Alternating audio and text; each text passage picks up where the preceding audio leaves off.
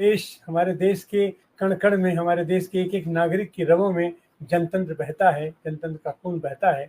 और उसी के चलते ये है कि हमारे यहाँ कुछ न मिले चलेगा, लेकिन हमें जनतांत्रिक अधिकार, हमारे अपने अधिकार, हमें अपने बोलने की आज़ादी, हमें अपनी बात रखने की आज़ादी, और ये हमें बहुत ज़रूरी है। और वही चूंकि उस पर ग्रहण लगा था, इसलिए इंदिरा गांधी को उस समय जनता ने सबक सिखा दिया और उसको एक झटके में उखाड़ करके फेंक दिया। और वही चीज इस बार भी हुई थी। लेकिन एक चीज और है कि हमारा जनतंत्र अगर मगर से नहीं चलता है। समय पर सही चीजें जनता के सामने आनी चाहिए, उससे जनता के बीच जाने के लिए संगठन चाहिए, और संगठन ही बदलाव का नेतृत्व करता है। इस बात को हमें नहीं भूलना चाहिए, और उसको इस बार कहीं ना कहीं से हम लोगों ने दरकिनार किया। हालांकि उस समय भी स्थिति वही थी कि उस समय वो जब सरकार बनी तो उस समय कोई पार्टी नहीं था, कोई दल नहीं था, और उस कांग्रेस के इंदिरा गांधी को लोगों ने पछाड़ करके अपना सत्ता में दाखिल हो गए। उस समय का तो इतिहास ये है कि बहुत सारे सांसद तो शपथ ग्रहण करने में जब उनकी संख्या कम होने लगी तो वो कौन है, तो पता चला कि भैया वो तो भी जेल में बंद है। तो ऐसी स्थिति में भी था। लेकिन इस बार भी हुआ है, इस बार भी तानाशाही को लोगों ने सबक सिखाया है, कमजोर हुआ है, लेकिन वो खत्म नहीं हुआ है। उसकी संभावना और उसकी आशंका आज की तारीख में भी अपने आप बनी हुई है। अगर हमने कायदे से नहीं सोचा, नहीं देखा, जनता की धड़कन को अगर हम नहीं समझेंगे, तो फिर से उसको जीवित होकर के और विकराल रूप में हमारे सामने आने में ये कोई बहुत देर नहीं होगी। इस बीच हमारे साथ अरविंद श्रीवास्तव जी भी जुड़ गए हैं। आप हाई कोर्ट के आप अधिवक्ता हैं, भारतीय कम्युनिस्ट पार्टी मध्य प्रदेश के आप सचिव हैं। आपका भी स्वागत है। और अब हम चलना चाहेंगे प्रोफेसर राम पुनियानी जी के पास, उनके अनुभवों को इतिहास से लेकर के। इतिहास पुरुष है अपने राम पुनियानी जी, तो इतिहास के झरोखों से और आज को जब आप देखते हैं तो आपको क्या लगता है हमारे 50 सालों में, खास करके 49 सालों में क्या परिवर्तन हुआ है, क्या अंतर आया है? राम पुनियानी जी, आप म्यूट हैं, आप म्यूट हैं। ये विषय इसलिए भी महत्वपूर्ण है कि पहले हमने घोषित तानाशाही देखी, घोषित आपातकाल देखा वो 21 महीने में, और अभी हमने पिछले 10 साल में जो देखा वो अघोषित आपातकाल था। और ये आपको अघोषित आपातकाल है, ये कहने वालों में सबसे पहले लाल कृष्ण आडवाणी खुद थे, जो इस पार्टी के मार्गदर्शक मंडल में बैठे हुए हैं। दूसरा ऐसा है कि मैं कुछ चीज़ों की तुलना करना चाहूँगा कि जो आपातकाल के समय, इंदिरा गांधी के आपातकाल के समय में थी और जो अभी के अघोषित आपातकाल में थी। तो ये बात बिल्कुल निश्चित है, मैं सुनीलम जी से सहमत हूँ कि भारत के जनमानस में लोकतंत्र की जो भावना है वो बहुत गहरे तरीके से बैठी हुई है, इसमें कोई शक नहीं है। पर जैसे इंदिरा गांधी के समय उन्होंने जो किया, वो आपातकाल केवल एक एडमिनिस्ट्रेटिव, प्रशासनिक आपातकाल था जो सरकार की तरफ से नीचे लगाया गया। और अभी अघोषित आपातकाल में एक फर्क जो मुख्य है, वो सबसे महत्वपूर्ण फर्क ये है कि इस समय जिसको हम कहते हैं फुट सोल्जर्स, बजरंग दल और दूसरे लोग, ये काफी सक्रिय थे जो सरकारी बंधन हैं उनको और मजबूत करने के लिए। एक एक चीज में आप देखिए तो इस अघोषित आपातकाल में ये जो फुट सोल्जर्स हैं, जैसे बजरंग दल हो गए, एबीवीपी हो गए, इनको एक प्रकार से खुली छूट थी। वो किसी प्रकार के भी अपराध करते थे जो, और उसमें जिसको अंग्रेजी में कहते हैं इम्प्यूनिटी। उनको एक प्रकार से पता था कि सैया भाई कोतवाल, हमको तो कोई डर नहीं है। और वो जो आक्रामक काम पूरे पूरे इस 10 सालों के दौरान अगर आप देखिए तो ये इनके जो ग्राउंड लेवल फुट सोल्जर्स हैं वो काफी सक्रिय रहे, उनको काफी संरक्षण रहा। पहली बात यह है। दूसरी बात देखिए कि घोषित आपातकाल में प्रेस पर एक सेंसरशिप थी, प्रेस अपनी बातें लिख नहीं पाता था।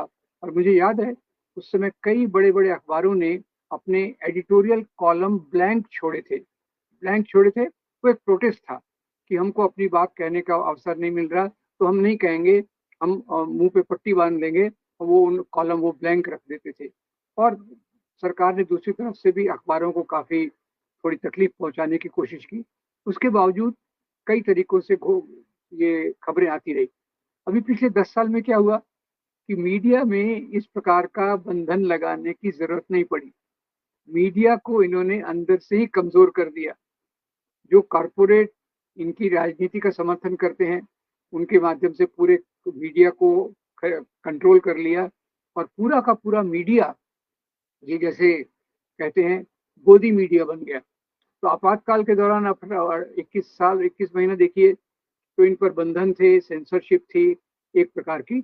यहाँ पूरा का पूरा मीडिया इस सरकार के पक्ष में बोलने लग गया।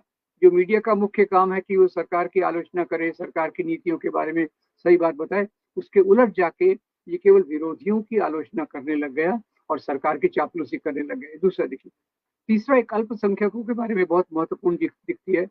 उस समय अल्पसंख्यकों के बारे में इमरजेंसी में अगर आप देखिए तो जबरदस्ती नसबंदी में करीब 1 लाख लोगों को जबरदस्ती नसबंदी की गई। और दूसरा जो स्लम्स थे, स्लम्स खासतौर से मुसलमानों के स्लम्स, इनको खाली करा दिया गया, इनको तोड़ दिया गया, जिसके प्रतिरोध में तुर्कमान गेट पर प्रदर्शन हुए और वहां गोलीबारी भी हुई। तो मुसलमानों का एक सेक्शन इससे काफी प्रभावित हो गया। पर अभी देखिए पिछले 10 साल में क्या हुआ। पिछले 10 साल में गाय के नाम पे, लव जिहाद के नाम पे, धर्मांतरण के नाम पे अल्पसंख्यकों पर जो अत्याचार हुए और उनकी जो सुनवाई नहीं हुई, ये एक उतनी ही उससे ज्यादा तकलीफ देह बात है। और जो लोगों ने पहचान लिया कि सरकार इसमें कुछ करना नहीं चाहती और इन तत्वों को खुलेआम छोड़कर इस प्रकार का बंधन वो लगाना चाहती है। फिर तीसरी बात देखिए कि अभी इस अघोषित आपातकाल में पार्लियामेंट के 150 सदस्यों को निष्कासित कर दिया गया। फिर राहुल गांधी और महुआ मोइत्रा, इनकी सदस्यता को रद्द कर दिया गया। तो ये जो इस प्रकार का आपातकाल है जो इस सरकार ने चलाया था एक हिंदू राष्ट्र के एजेंडा के रूप में, इसमें काफी आपको झलक दिखाई देगी जो जर्मनी में और जो इटली में हुआ था।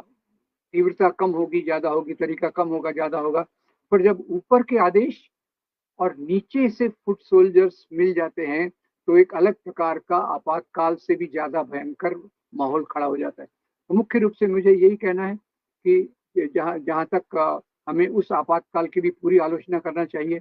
उसी आपातकाल में अगर आप देखिए तो जो लोकतांत्रिक अधिकारों का हनन हुआ, पर एक बात अच्छी थी कि उसमें फिर से चुनाव करवाए गए क्योंकि एक अंतर्राष्ट्रीय प्रतिष्ठा का ख्याल था।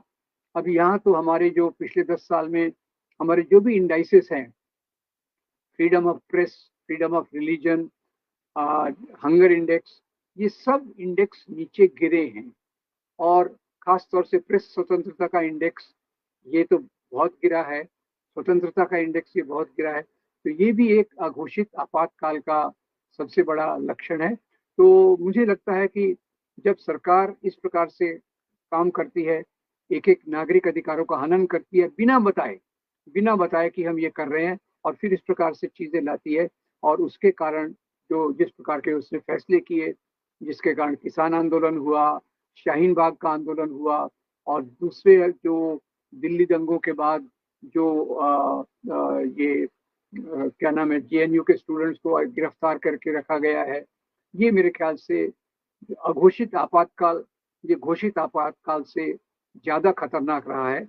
और ये एक बहुत अच्छी बात रही है कि उनकी तीव्रता जो थी चुनावी मैदान में, वो तीव्रता कम होकर अभी लोग वापस फिर से अपने लोकतांत्रिक अधिकारों के लिए ज्यादा मजबूती से संघर्ष कर सकेंगे। ऐसा अभी लगता है कि वातावरण खड़ा हो रहा है और उसमें हम इन्हीं लोकतांत्रिक मूल्यों को और ज्यादा मजबूत करने के लिए उन ताकतों को भी एक्सपोज करेंगे जिनके जीन्स में लोकतंत्र नहीं है, केवल तानाशाही है।